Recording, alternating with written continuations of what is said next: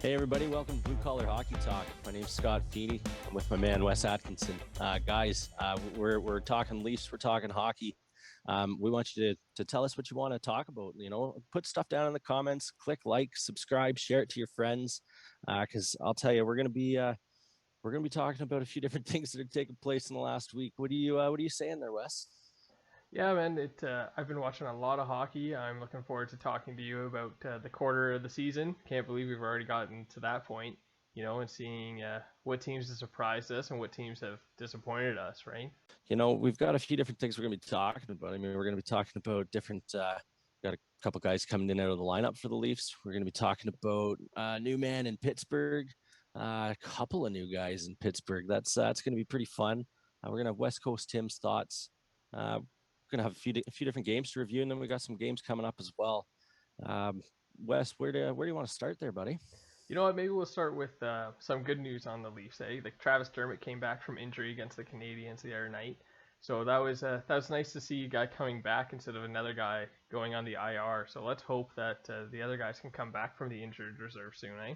Man, it would be nice to see Jumbo Joe coming back in and Simmons. That'll be a little while, but I mean, hey, rest up, buddy. And I'm looking forward to seeing our boys come back. Damn right, man. Yeah, like I do want to see Simmons come back in the lineup because I think he really adds some jam to the team, and like Thornton, I just want to see what he can do with his hands because like he is one of the best passers in the NHL, and it's just a shame that he's not playing right now because man, he might only be a Leaf for 1 year, so every game he doesn't play is one less game we get to see. I know, and I mean, I love seeing that beard flowing up and down the ice, man. Like it's good times for sure. Um, but it was nice to see Travis Dermott come back and put up a pretty good game there on his return, eh? Oh man, what a game he had! Getting his first goal in I think it was a calendar year, he finally scored, and he was pretty happy that it was against Carey Price. It was a night of milestones. There's a few guys that were popping goals that have gone all calendar year.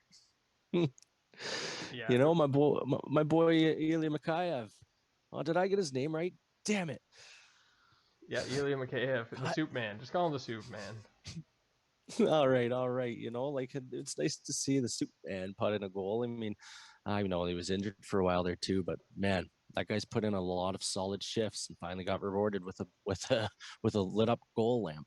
Yeah, it was a nice goal too. How about we talk about the big news out of Pittsburgh, man? So Ron Hextall goes from the GM of the Flyers to the GM of the Pittsburgh Penguins. Talk about just switching teams in a rivalry. That's crazy to think of, eh?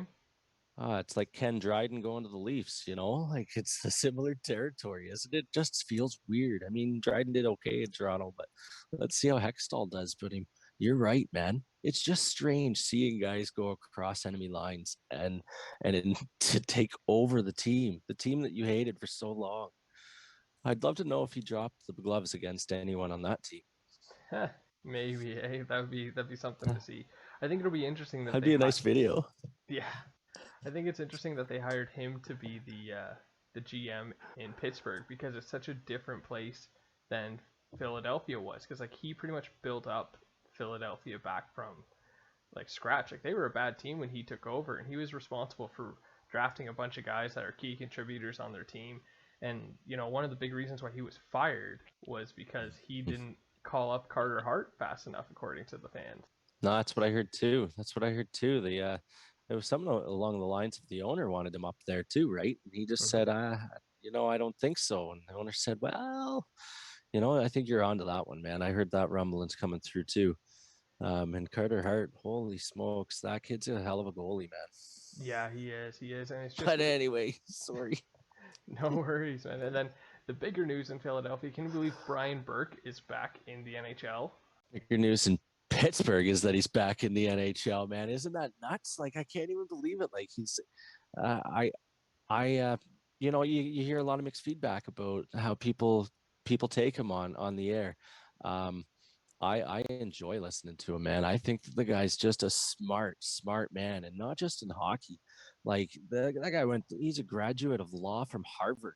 Like this guy knows his stuff. And I mean, uh, in Toronto, I think that he tried to I think he tried to force things. You know, he Mm-hmm. tried to give the fans something to cheer for with getting Phil Kessel. You know, and that burned him, and that was a hell of a foot to step on. And I mean, hey, I'm saying it like Phil Kessel was a bust in Toronto. It wasn't. It was just a hell of a price to pay, and it just, you know, it always left a sour feeling in your, you know, it's a sour taste in your mouth. But in Pittsburgh, like he has a great track record through hockey. I love listening to the chemistry that he brings into a team. I mean, I really do. Um, and the way that he stands up for his man, and he's got his code that he follows. Yeah, Yeah. man, he's old school too, right? And like he just tells it like it is. I've heard tons of interviews with him, and people are picking out the clips about what he said about Pittsburgh like a few weeks ago or months ago, saying how they're no longer a contender, and then he decides to go work for them. So does that make them a contender? And he's completely owning up to his old takes, which makes sense. And like good for him, right? Because he's not saying things have changed since I'm in charge, and he's like, yep, well, we're not as good as Tampa Bay, we're not as good as Washington. So then how can we call ourselves a cup contender?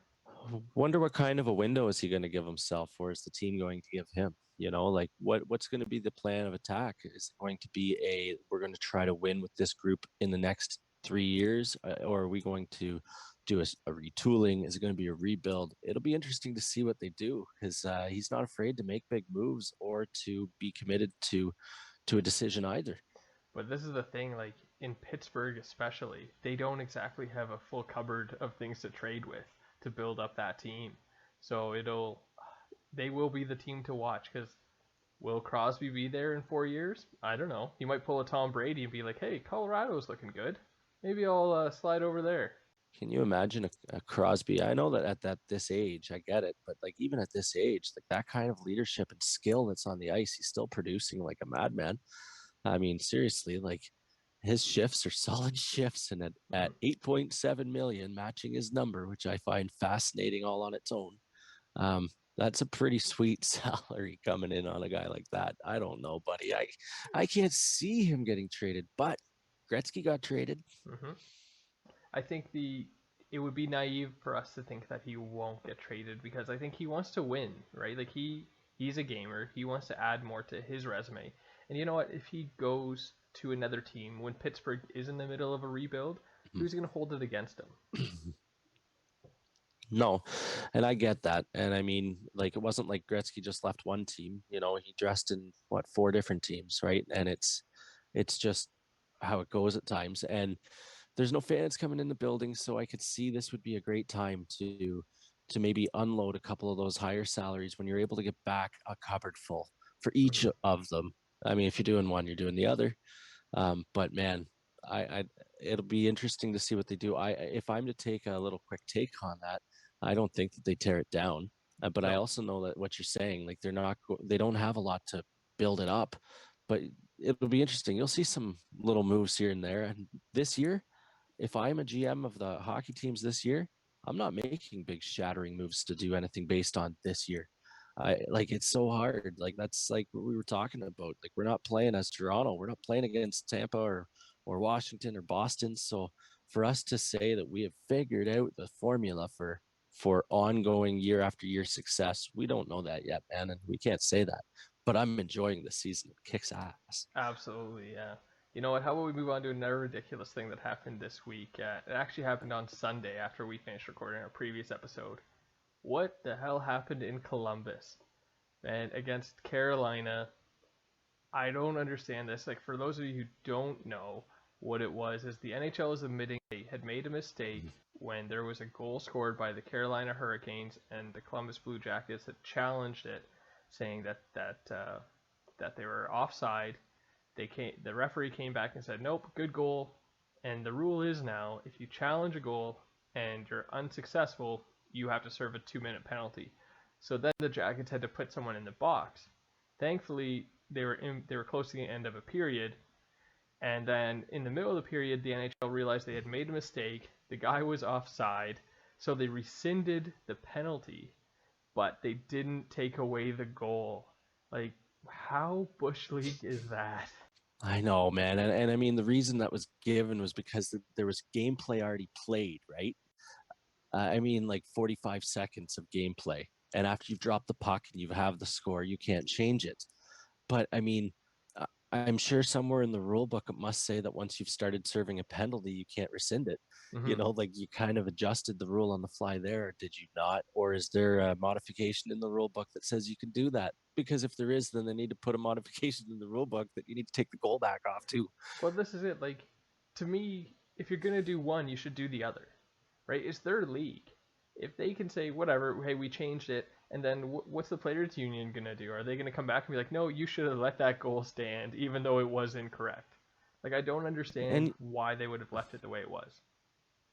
and at the time, if I'm not mistaken, it was a difference of being a 3-3 hockey game and a 4-3 hockey game. Hmm. That's a big difference. I mean, and the game ended as a 6-5 final, didn't it? It was a one Yes. goal game. Yeah. Like, can you imagine if that happened in Toronto? Oh my God. It it would have been pandemonium, man. Like it. Imagine if it happened in the last game with Toronto and Montreal. Either way, just a big market team, something like that happening.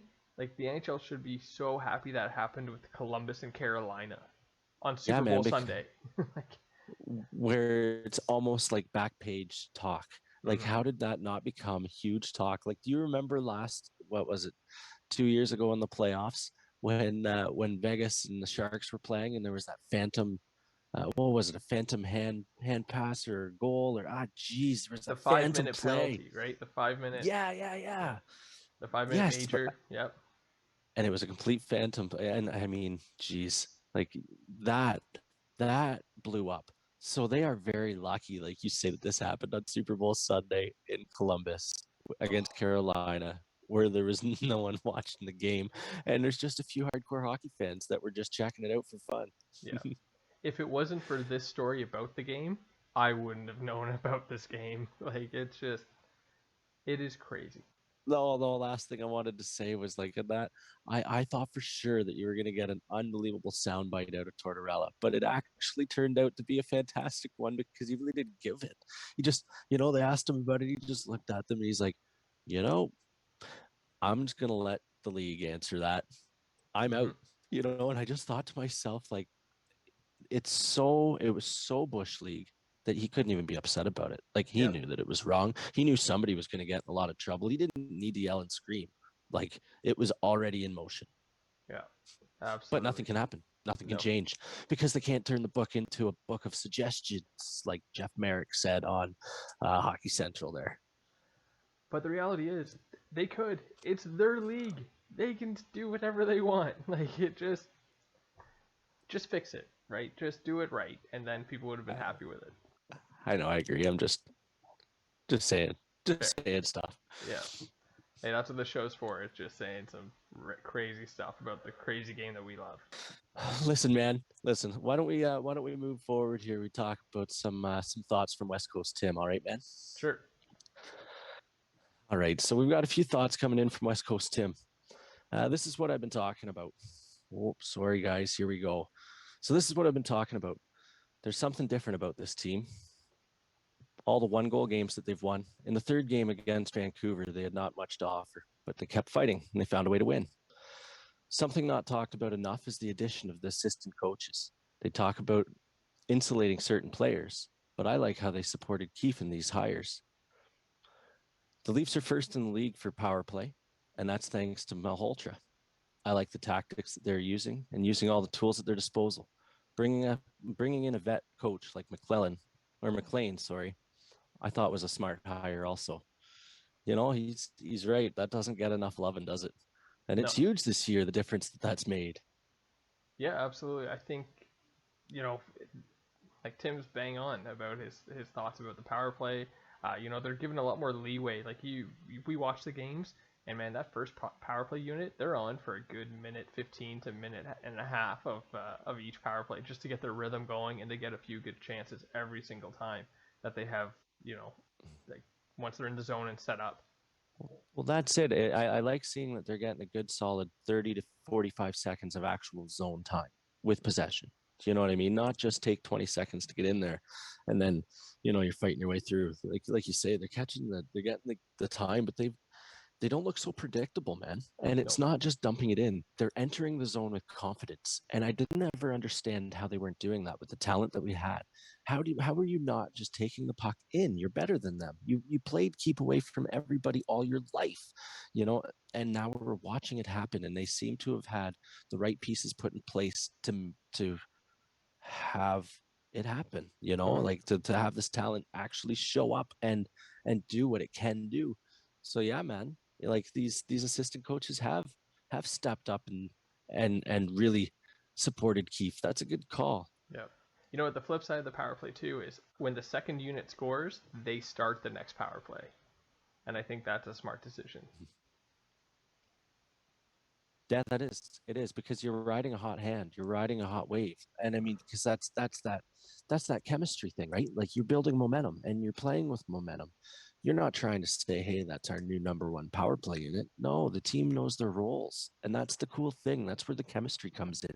Tim had mentioned we're winning those 1-goal games, you know. Um, that that goes a long way with that. Like that's a character thing. You need to have solid character as a team to be able to win those 1-goal games. Yeah. And I feel like it can't be said enough that even play, like we can say that we've brought in guys like Thornton and Simmons and Bogosian and Brody. You know, that's huge. But let's also mention that Matthews and Marner and Nylander, they're all a year older. Mm-hmm. You know, they're a year more into the league. They've got a year more of their profession. I think they've learned a few things, man. Absolutely. And I think, you know what, they know that they have to play as a team to win because they haven't won anything yet, right? Like they're not guys that have won a cup in their first few years, right? And they know that there will be change if they don't at least perform in the playoffs this year. So I think that pressure is getting to them, and I think it's good pressure to have on them. Well, and I mean, they're playing some seriously hard teams in the first round in every year of their career.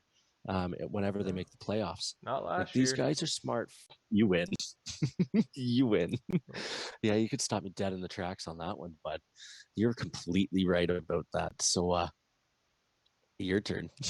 Yeah, man, I think like I said before, they haven't won anything, right? So they need to really prove that they're as good as they think they are and prove it to the rest of us because like the one constant in professional sports is inconsistency.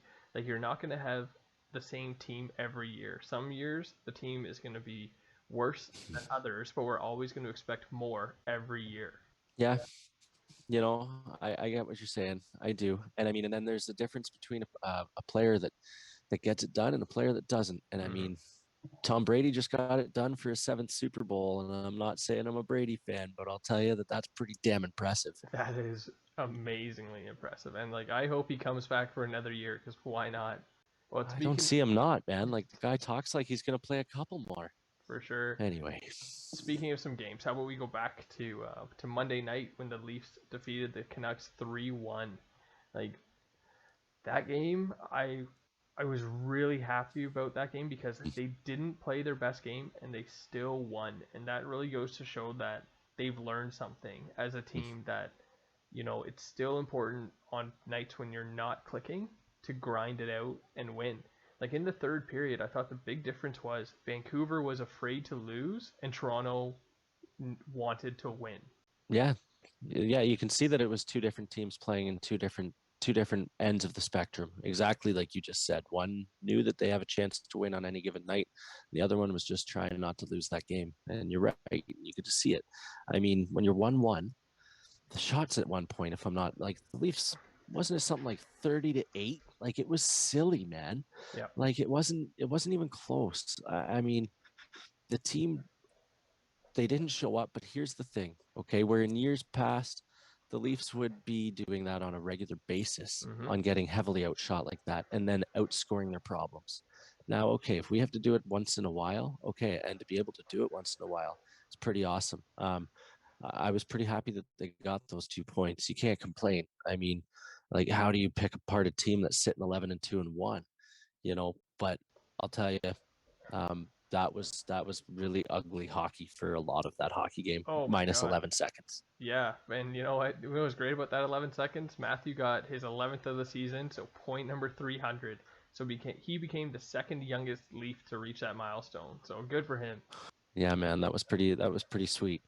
And someone else that needs to get some loving is I'll tell you, when the goals are going past him, you sure hear it through the crowd or through the fan base. Mm-hmm. Um, didn't Freddie look pretty solid in that game, man? I mean, when we're getting outshot and outplayed that heavy, there's only one reason why we had a chance to score in those 11 seconds and make it matter. That was Freddie Anderson. Yeah, yeah, couldn't agree with you more.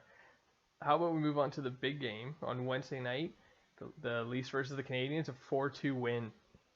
Man, that game started off pretty horribly. Before you could blink, Montreal was already up 1-0. Yeah, and then I mean, and then you see all those forum boards going nuts on Freddie letting in that goal. But I mean, geez, boys, like let's just chill out a little bit. I think that he coined the phrase that I like to call this season. It's a sprint and a marathon all at the same time. And it's true, right? So come on, like there's a lot of hockey here, and he is not taking a break. So he bounced back from that really well, though, didn't he? Yeah, he did. You know what? I thought the Leafs through the first two periods, even though they were being outshot, they didn't allow too many like grade A scoring chances, and I really think that helps Freddie out. I can't speak enough about how well the Leafs have been playing defensively this much through the season already. Yeah, and that really does bode well for Anderson because I mean he plays such a positional style of hockey, so he's very positionally sound. So if you've got your if your defense is forcing the puck where you want it to, then he can play the percentages as he knows, and Mm-hmm. he's good enough to be able to make that nice save if he needs to. Another, But yeah, that game against the Canadians, you go right ahead, my man. I was Sorry. just gonna say another feeling I had once the Leafs had made it 3-1. I was never in doubt. Like I was like the Leafs are gonna win, and it's such a weird feeling because usually you're like I'm thinking they're gonna find a way to screw this up. Yeah, but they haven't they've been holding leads extremely well this year. I almost threw I'm very superstitious, you know what I mean? And I couldn't say how well they've actually been doing, but I'll just say that they're doing extremely well this year, holding the lead. So I'm with you, man. Like, and to have that confidence as a fan, I haven't had that in years. Hmm. Yeah, I hear you for sure. It's almost nostalgic because like I remember this feeling when I was in high school when they were a good team and you expected them to make it at least to the second round of the playoffs. So it's a great feeling to have. And another good thing about the game against the Canadiens, it was their first time in like 8 games they didn't allow a power play goal. So I was happy with that. Yeah, I know. In the last show there, when I started saying how the Leafs have improved on so many areas, I started to say the penalty kill, and I shut the hell up right quick. But you're right. That was pretty sweet to see, them put up a goose egg on that or go for, 100%. But Yeah. you know what else I really like, man? I love reading out the 4 goal scorers in the game, So like we got Dermott, Hall, Mikhaev, and Hyman. There's 3 guys getting their first goal of the season. That was nice. That was at key times, man. And man, like how pumped do these guys get when they're scoring? Like Hall, he just was jacked to put that puck on net. He looked over at Willie and was like, "Oh my god, I probably should pass it," but Yep. but Yeah. no. It was awesome, and what a shot too. It beat Carey Price clean, and how you don't see that very often at all. No, man, you just beat the best goalie in the world clean. You're right. Like shooter versus goalie, perfect. I love it. I Yeah, love it. Way to go, Mr. Hall. exactly. Well, you know what? That game was so good because those were the two best teams in the division. So how about we move on to a quarter of the season, and let's talk about what we think of the Leafs and the division and the whole league so far. So how about we just start with the division? Man, the Leafs 14 games, they're 11-2-1. I wouldn't have called this. No, I mean, I had a feeling that we're going to be battling for first, but I mean, like through this, so like where are we sitting here, man? Like we got 23 points to 18 on Montreal, right? Like 16 behind that. Um, I thought that we'd be in first place, but I didn't think that we'd already have a little bit of a gap, because if you do that 4 times over, you've got a 20-point spread, like that's a hell of a pace, man. Yeah. No, I never would have thought this, but holy smokes, it's pretty awesome to see it. Absolutely. Like that is probably my biggest surprise of the North Division is the separation that's already happening. I honestly thought this whole division from spot, I don't know, like 1 to 5, it'd be within like 10 points like all season. And like you said, there's The Leafs are at 23, and Calgary, who is in fifth at the moment, is at 13. So that's a 10-point spread, only 14 games in. Like I'm with you on that. Like there's such a weird spread there. Like I knew that Ottawa would be sitting down at the bottom. I didn't think that they'd be 2-11. I mean, I knew that they wouldn't do well, but like I started to feel like, maybe they did a lot of moves. They and had a lot of promising changes, but there was just too many changes. No exhibition games, and maybe not all the greatest of pieces from right on the top to the bottom. Whatever. They're 2-11. I'm not going to rag on them too much, and let's move on from Ottawa. Um, it's awesome. I'm having fun watching these teams play against each other as often as we do. Mm-hmm. It feels like original six hockey, man, and I mean it's wicked. Um, I miss the I guess some of the teams on the other end, but I also don't miss watching Toronto, Carolina. You know, That's fair, man. Like, let's talk about the other divisions. Like, I am so surprised Boston isn't first in this division. I called them at the beginning of the season to miss the playoffs. They already have 20 points. I think I was way off on my prediction. I think it's because it doesn't make sense how they've sustained this. Like they hit a crest, like I felt like they peaked 5 years ago, man. And yet they haven't dropped from that peak. And they just have stayed there. And they've really held a great bar. So to the management, to that team, to the players on it, I do not like Boston, Mm-hmm. but I would give hats off to that team because holy smokes, how do you do it year after year and play this well? Because you're right, man. I would never have called them being sitting up at the top of their division. No way. And a team that we were talking about earlier, Pittsburgh, they're not even in a playoff spot right now. Like, that is hard to believe. If they don't make the playoffs this year, ooh. Yeah, no, that wouldn't go over too well because I mean they got knocked out in the buy-in or in the play-in last year too, right? So like they got knocked out by Montreal, which would have been deemed a great upset, right? So I I mean, watching the team now, you have to ask yourself, is it really a great upset?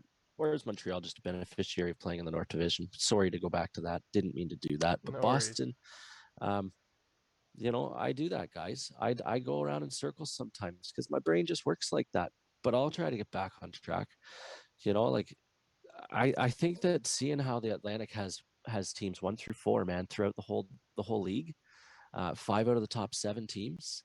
That's mind blowing. Boston at top, Tampa on top of their division. It's a pretty fun season. But something that I noticed, man, is take a look at the record of all the teams in that Mass Mutual East in Boston's division. Mm-hmm. Do you realize that there's not a team that's under 500? Yep. Yeah, that's such a quirk, eh? But it's all because of the delay in games, right? Because of COVID. It is, and it's also because take a look down the overtime losses in there. Everyone's Mm. got 2, 1, 2. Yeah, I mean, it's that brings me to a point of I hate it when people actually think that a team is 500 when they're sitting 4, 4, and 2. You know, Yeah. you're 4 and 6. You're 4 and 6, and you got a couple of participation points. You know, Yeah, that's true. That's a good point, man. I would love to talk to you about the loser point and the possibility of like making it 3-point games, but I think we'll save that for another show. One other team I really wanted to talk about, and you were talking about the Atlantic Division. Can you believe Florida is in second place in its division? no, man. Like that's like take a look at some of the teams that are in there, and no, I would not have put Florida ahead of Dallas and having Dallas and Nashville, and Florida. But if you really want to be honest, they were nipping at the Leafs' heels, only off by a couple points last year, Yep, you're absolutely right, and man. and they unloaded their players, did they not?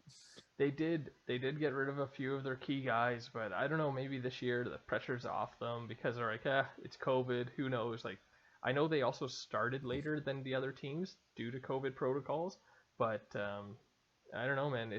They are the surprise for me this year so far, how well they're doing because the other division on the West Coast is pretty much shaking out the way we had all predicted with was it like Vegas and Colorado and St. Louis on top of that, and then the other teams just kind of interchanging who's in that fourth spot. Yeah, that was the only thing that we actually were discussing was that every one of us agreed on the top three. You're 100% right, and maybe, well, not quite that order. Colorado we had up there, but Yep. you know, a lot of season left. Well, that's it, right? And like we're talking about the quarter season standings, and the reality is it's only the North Division that's really through a quarter of the season. The rest of the divisions are still a little bit behind, and let's hope that they can get all their games in and work this thing out. Any other And I teams think, that catch your eye about the season so far?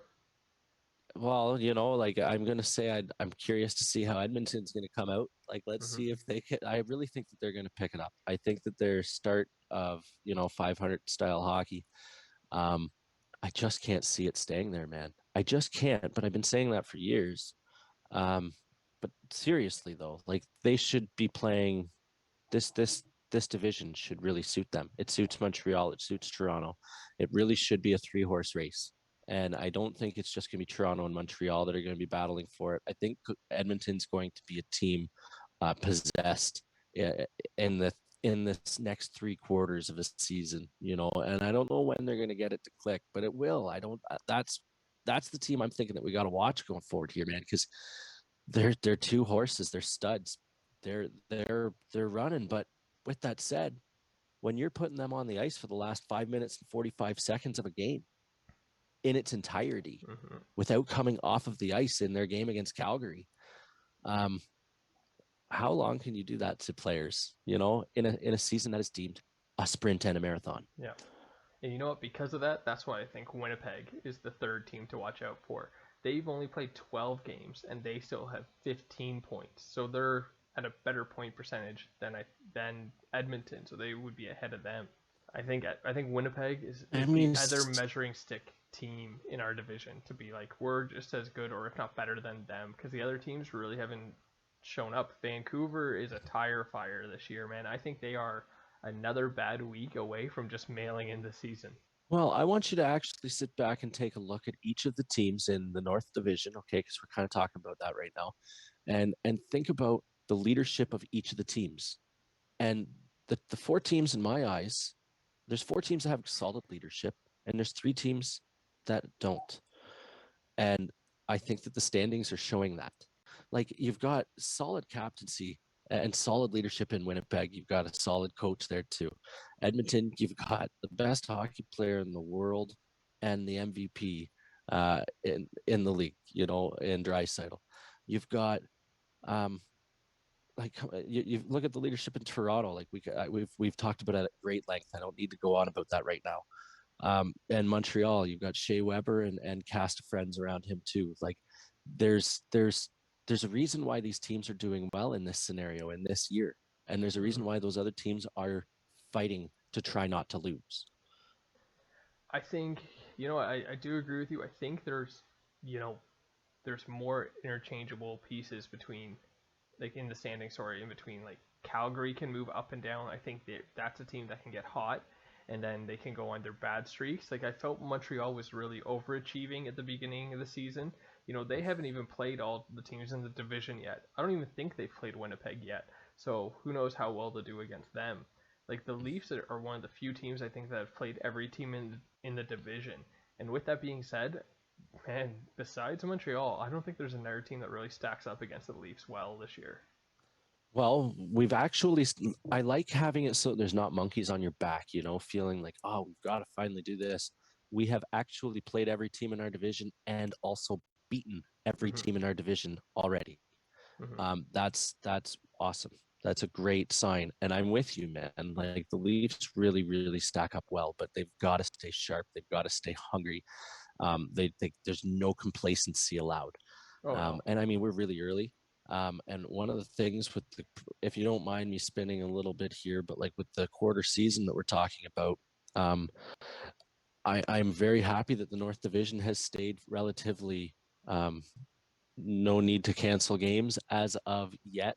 Mm-hmm. But I'll tell you, um, when you've got Puljärvi getting pulled off, I mean, we're already ahead in the schedule. We said it ourselves. Like, there's other divisions that are 3 games behind us, 4 games behind us. Like, what's the harm on postponing the game. Just be safe. I mean, I get it. The test came back negative. I hear you, but there was a scare. There was hours. Like, what if you didn't get it right? If the Leafs end up having a game that's canceled, because I do believe that we're playing one of those two teams in the next couple games, Mm-hmm. then you can thank tonight, because the North Division has been safe so far. I just don't know why you wouldn't just postpone the game, just play it safe. You got no fans that you got to refund tickets for, but you do have broadcasting and TV rights. I get it, and that's probably a pretty touchy relationship right now at best, I would imagine. So I guess you don't want to rock boats too much. You're going to try to uphold all of your agreements. So I mean, I don't know the pressures on the other side, but stay away, COVID. Well, one of the good things too is about we're talking about the game that's going on tonight with Edmonton and Montreal. At least the teams don't play again for a little while. Like Montreal's next game is going to be Saturday against the Leafs, so at least there's some time in between them. And I think Edmonton also has a day in between their games. So hopefully, if things do kind of go the wrong way, that's enough time to change your minds of when games gets played and things like that. But I think you're right, man. Better safe than sorry. I was kind of surprised they pushed the game back an hour instead of just rescheduling it, because there's no harm in rescheduling it, like you said. Should have just packed the Leafs on a plane and said, you guys are going to go play that game tonight. Like, I don't understand why they're not playing against Montreal. Like, that's a really weird thing, because we play Montreal back to back, right? Yep, we do. Yep, and Montreal has a game in between. Yeah. That's really, I've never seen that before, but this is not the normal year, and it's just is what it is, and it's always going to be said, never seen that before. Yeah, absolutely a weird year. Any other things you want to talk about the standings before we move on? No, man, I think I'm good there, man. Okay, so one thing we did last week, we talked about our Super Bowl bets, and we had a few little fun props that we were talking about, and I'm gonna call out all the bad bets we made. So let's start it off. The first points to be scored, there was touchdown, field goal, or safety, and I think we both said touchdown, right? Yes, we did. And it was a field goal, right? So here's, and that was the only time I think Kansas City was winning the game, when they got that field goal at the beginning of the game. Yeah, well, I would, yeah. I mean, whatever, man. Okay, so we're 0 for 1. What's next? Sure. Total points, it was 54.5. I think we both said over, right? Yes, we did. And it was under. It was a total score of 40, 31-9 Tampa Bay. And then the Arizona. So I got one thing right. I got one thing right there, because I said that it was going to be over, and I said Tampa Bay was going to win 31-28. So I got their 31. There you go. But You're halfway there. But Mahomes failed me, bud. Mahomes failed me. Yeah. Our third one was, will a quarterback win the MVP or will the field? And it was Tom Brady. He won another MVP. I think I said the field. So I'll take And that. I said Tom Brady. Yeah.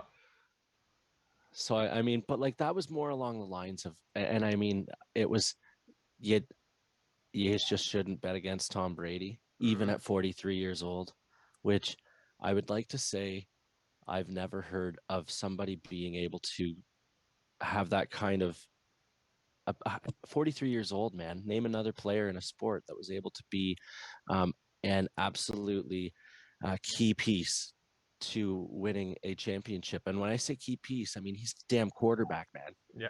He won the MVP, so he's that key, right? He won the most valuable player of the Super Bowl award. So I don't think there's anyone that can match up to him. And our last bet was, and then who's going to win the game? I said Tampa Bay because, like you said, who would bet against Brady? So I think I went 1 for 4. Yeah, I guess I went 2. I got 2. I went 2 for 4. So, that's not good enough, is it, man? Mm-hmm. We didn't do well there. No, that's not good. But that is why we are on a hockey podcast. Exactly. Speaking of hockey, how about it's time for this day in hockey history.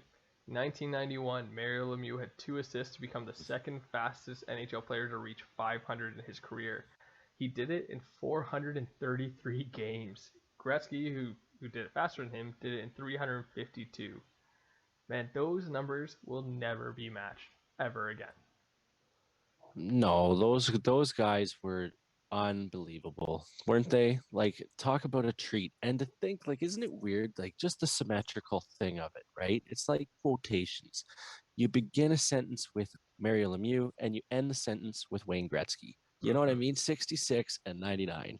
And it's just they really do begin and end a sentence when you talk about hockey through that time and throughout generations of hockey. Like video clips, like I remember hearing a story. It was Nick Kypreos that said it, and he said that his first shift in the NHL was against Mario Lemieux, and he's just went up. He was taking the draw against him, and he goes, I looked up at him, and I couldn't believe it because he was talking to me. But then I started to listen to him, and he said, "Hey kid, I'm going to show you why you belong in the minors." Boom. He goes, and I thought, oh my God, Mario spoke to me, but like he was just that good, right? Like, and he really was able to talk that smack and have that kind of confidence and do it. Yeah. Oh yeah. And then I was in Edmonton once, and just to get a rise out of people I was with, I was like, I think Mario Lemieux was a better hockey player than Wayne Gretzky. You should have seen the daggers that came my way all around in the bar, and I was just like, I'm kidding, clearly kidding. Gretzky is the man. They take it personally up there. That Gretzky is like the son of Edmonton, but really he's from the Greater Toronto area. He is, and yeah, I don't know. Like that's an unbelievable record, though, eh? Oh. Get into that, and like you say, those are numbers that we're never going to see again. No, like it took Matthew Matthew's almost like what 4.5 years to get to 300 points. So like to get to 500, he's going to be what, like 8 years into his career, 9 years into his career. Like these numbers will never ever be touched. No, they're pretty impressive. And then, I mean, you start doing the math with Gretzky's numbers. I mean, that's something else. But I mean, yeah. Lemieux, he was just a special treat to watch. And I even just like watching his highlights, Absolutely. How about we move on to previewing an upcoming game for the Leafs? Saturday night, they're playing the Canadiens in Toronto. What do you think is going to happen? So I think that the Leafs are going to be ready for them, man. I think that we will have had time to rest. We'll have had time to watch video. Like West Coast Tim said, we're going to have time to have those assistant coaches put some theory into practice, and I think that we're going to be ready for the game. I think that it'll be a lot more entertaining of a hockey game for 60 minutes, and I really hope to see the Leafs show up at the whistle. Like I don't think there's any excuses. You don't want to make it into a habit. You've had 2 games in a row where you've had some seriously poor play, and you've gotten away with it. Don't keep doing that. It's important that this game they come out solid and hot, and Montreal's going to want to get points back on Toronto. So it's going to be a great hockey game, but I think that I can't bet against the Leafs right now because they're playing. I think they're going to come out and play hot, man. I hope so, man. I really, really hope they come out and they play hard. I really think the Canadiens, though, are going to come out with a better effort. And like they played well in the last game, and I really think they need to win against the Leafs. And I don't think the Leafs will sweep the Canadiens this season. So I think the Canadiens are due to beat the Leafs. I hope I'm wrong. Saying that, I really, really hope to be proven wrong, and I hope the Leafs win. But I do think Carey Price could steal the game.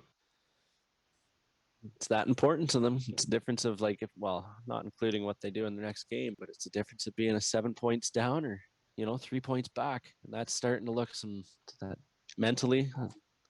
They're going to be ready to go. Leafs, go, bud. Yeah, go Leafs, go. Well, that pretty much wraps it up. Anything else you want to talk about tonight before we get to going, Scott? No, I think I'm pretty good tonight, buddy. I'm looking forward to the games coming up, the rest that's here, and I'm glad that we're got some hockey coming up. Go Leafs, go against the Canadiens Saturday night, man. Yep.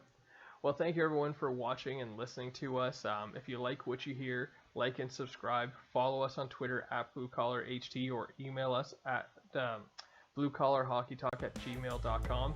And like Scott said, go Leafs, go.